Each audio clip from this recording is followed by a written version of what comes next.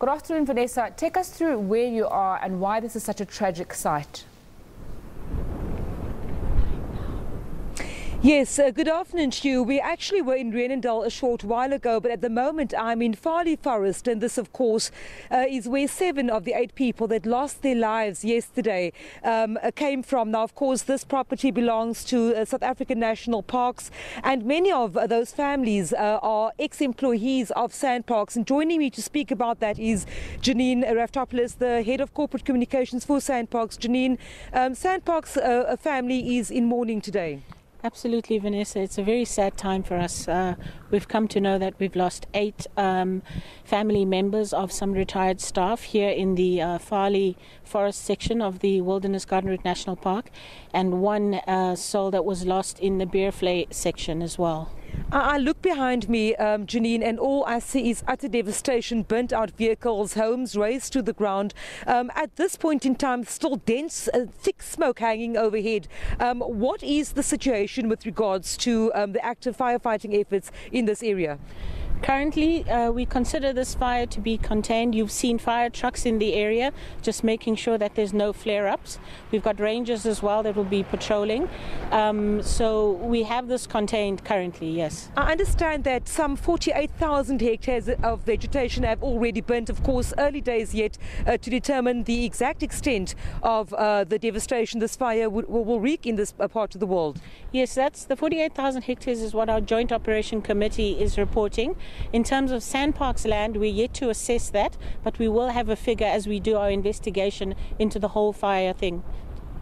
Thank you very much, Janine Raftopoulos, of course, speaking to us there from SANParks. In the area behind me, if I can just step out of shot for a short second, you'll see there are a number of burnt-out vehicles, as well as a corrugated iron roof sheeting. Of course, this just some of the remnants of the homes that were lost in the fire yesterday. And, of course, the scene where 7 of the 8 people that tragically lost their lives, they lived here. This was home to them.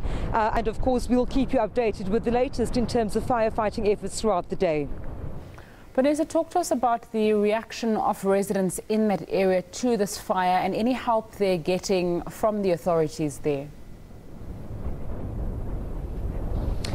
Indeed, we've spoken to residents at Rheenendal early on, as well as residents of Karatara. What they're saying is that they were very panicked overnight. Quite a number of residents of Karatara, as well as Rheenendal, were evacuated overnight, and some of them are still at the community hall as a precaution, just in case they need to be evacuated further, saying that the dense smoke that have come over the areas was a frightening experience.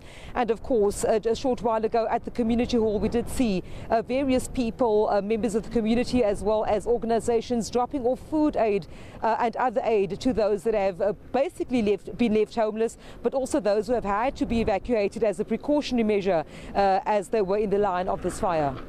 Do we know when people can start returning and rebuilding? It's not quite certain at this stage.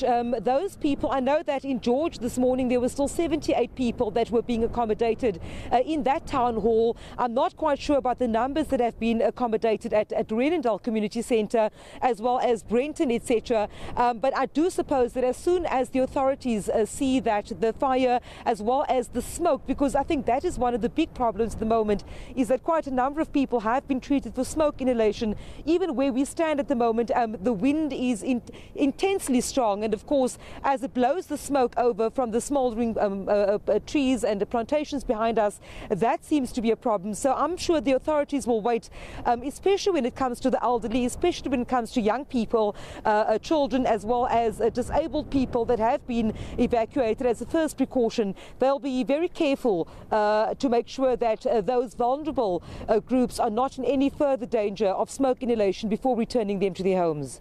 Vannesa, thanks so much for that update, and do stay safe as you bring us that story. Vannesa Poonah reporting on the Southern Cape fires and the devastating loss of life there.